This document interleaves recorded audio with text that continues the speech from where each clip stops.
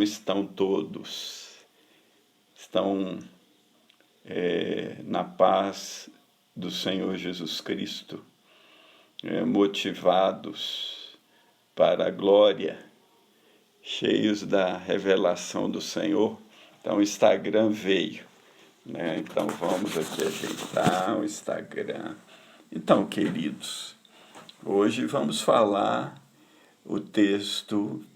Eu dei o título de Meu Filho Vive. Imagina aquela viúva que perde o seu filho único, provavelmente era um jovem na faixa dos 16, 17 anos, e morava na cidade de Naim.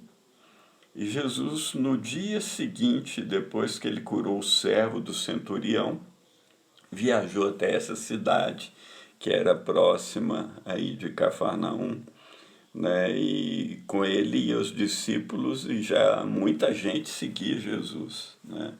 Gente curiosa, gente de todo tipo.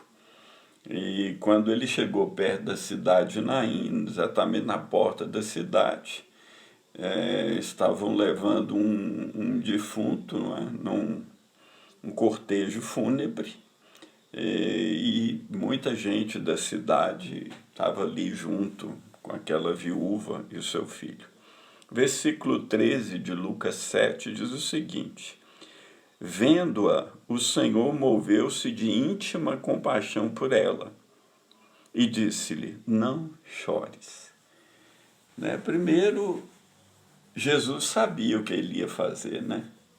Ele, em oração, ele estava ali com o Pai, e o Pai deve ter revelado a ele o que ele devia fazer naquele dia seguinte da cura daquele jovem, daquele servo, né?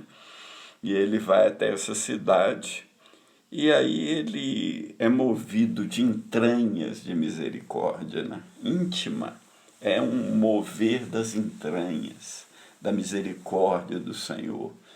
Ele sabia o que ia fazer. E aí ele diz para ela: não chores. Aparentemente, se você chegar num enterro, num funeral, e dizer para a pessoa, a mãe de alguém que acabou de morrer: não chores, muitas pessoas vão dizer que você é insensível.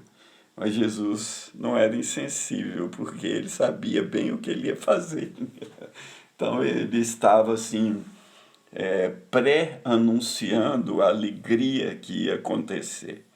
Né? E ele chegou e tocou aquele esquife, né? Uma caixa que eles levavam os mortos, e os que levavam o morto pararam. E aí ele falou: jovem, a ti te digo, levanta-te. Quando Jesus dá uma palavra de ordem, os mortos se levantam. Isso me faz recordar do evento mais espetacular que jamais houve e jamais haverá na face da terra, depois da criação, depois da ressurreição de Jesus Cristo, que vai ser a ressurreição dos mortos. Quando dá da palavra de ordem, a voz do arcanjo, a trombeta de Deus, né, Jesus vai dar uma ordem: todos os mortos, levantem-se. E todos os mortos sairão do túmulo, né? Vai ser um dia glorioso. Né? E naquele dia foi glorioso para aquela viúva e para o seu filho, né? Porque ele a entregou à sua mãe, e todo mundo ficou cheio de temor, porque você vê uma ressurreição, é um negócio assustador, né? É para temer. A maioria de nós não viu, eu não vi uma ressurreição. Já orei por alguém ressuscitar, mas não ressuscitou. Mas ver alguém ressuscitar deve dar um temor, porque só Deus pode dar vida a alguém. E aí todo mundo disse: Deus visitou o seu povo. E na verdade Deus visitou realmente seu povo ali aquele dia. E a fama de Jesus se espalhou mais e mais, né? Havia um temor reverente no ar.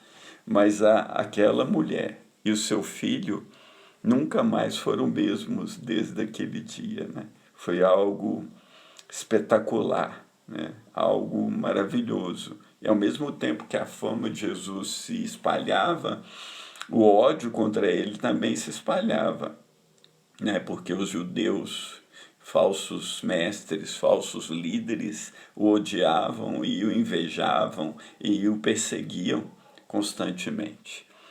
Eu quero terminar essa palavra com um encorajamento para você e para mim. Confie no Senhor, né? Aprenda a confiar no Senhor e creia que Ele tem poder sobre todas as circunstâncias da sua vida e da minha vida. Ele tem poder de mudar mundos, Ele tem poder de chamar as estrelas pelo nome, Ele tem poder para fazer infinitamente mais do que pensamos ou pedimos, segundo o poder dele que opera em nós, porque nós sabemos que todas as coisas contribuem para o bem daqueles que amam a Deus, daqueles que são chamados segundo o seu propósito. Eu quero fazer uma pergunta geral hoje, não só vocês que estão escutando aqui, mas os outros que vão ouvir, porque você vai compartilhar essa palavra. Você sabe que tudo contribui para o seu bem, mas será que você foi chamado por Deus, segundo o propósito de Deus? Deus te chamou? Você ouviu o chamado de Deus? Né? Quando aquela trombeta que eu disse anteriormente soar, e Deus der a ordem, Jesus der a ordem, os mortos ressuscitarem, você vai ouvir a voz do Filho de Deus? Você já ouviu a voz do Filho de Deus chamando você para fora do mundo? Chamando você da morte para a vida? Chamando você das trevas para o reino do Filho do seu amor? Você já entregou a sua vida a Cristo? Você já se converteu de todo o coração a Ele? Você sabe, eu tenho dito que Jesus Cristo é o único caminho, é o único mediador entre Deus e os homens. Portanto, esse é um tempo de se voltar para Deus de todo o coração. Aproveite a dica do Covid, entrega seu coração ao Senhor enquanto tem tempo, né? Porque vai vir tempo que as coisas vão ficar mais difíceis. Mas para aqueles que confiam, entregam a vida ao Senhor, aprenda a descansar no Senhor, porque Ele diz, eu sou a ressurreição e a vida. Aquele que crê em mim, ainda que esteja morto, viverá. Então, querido, se você entregou a vida a Cristo, né, não tema a morte. Né? Pensa que a morte é uma certeza para todo ser humano. Não tema a morte. Né? Porque Jesus removeu o medo da morte quando ele morreu naquela cruz. E, para encerrar, vamos orar. Eu espero que você esteja comigo nessa oração. Né? Eu quero primeiro orar por um rapaz, um advogado que está desaparecido, chama Juliano, desapareceu ontem no bairro Floresta, né? E através de conhecidos chegou a mim. E eu quero orar, pedir a Deus, concorde comigo aí, né? A coisa poderosa na palavra de Deus é que se 2 ou 3 concordarem a respeito de qualquer coisa que pedirem, o Pai fará. Você concorda comigo que Deus faça um milagre na vida do Juliano e ele seja encontrado e, de preferência, são e salvo, em nome de Jesus. Que Deus o alcance onde ele estiver.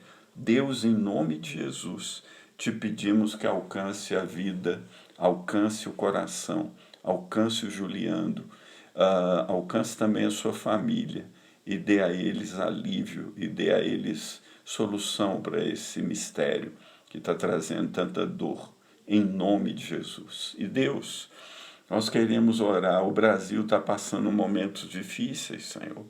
Nós estamos em dias, na semana de maior número de mortos pelo Covid. Pode ser que chegamos no pico da enfermidade, mas eu quero pedir para Deus que seja o pico e que vá diminuindo. Ô Senhor, o Senhor tem poder para fazer cessar essa pandemia. O Senhor é soberano sobre todas as coisas. Todas as coisas estão debaixo do teu controle. Nós cremos que o Senhor está aqui, que o Senhor não abandonou o seu povo, que o Senhor não abandonou o Brasil aos seus próprios pecados. Perdoa o nosso pecado, Senhor. Perdoa o pecado dessa nação.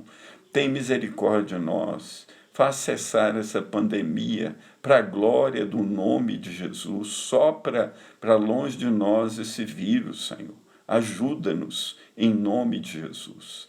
Teu é o reino, Senhor. É o poder, a glória para sempre. Nós confiamos que o Senhor tem ouvido nossas orações. Por amor do seu nome que nós pedimos, Pai, em nome de Jesus. Você concorda comigo aí? Né? Se você concorda, diga aí um forte amém. E se você tiver pessoas precisando de oração, vamos compartilhar aí. Manda mensagem, escreve aí no Face, escreve no Instagram, escreve no YouTube, que eu estou publicando também no meu canal do YouTube. Depois dessas duas, eu publico todo dia lá, né? Meu canal William Robson Leite. Era legal se você se inscrevesse lá no meu canal também, para que a gente espalhe essa mensagem para o maior número possível de pessoas, em nome de Jesus. Que Deus te abençoe, que Deus te coroe de graça e de misericórdia, que Deus te esconda debaixo das asas dele até que passem as calamidades, que Deus te dê sabedoria, inteligência dos caminhos dele e que nos ajude a perseverar na oração e a perseverar na palavra dele, dia a dia, em nome de Jesus. E até amanhã, se o Senhor permitir. Compartilha aí, né?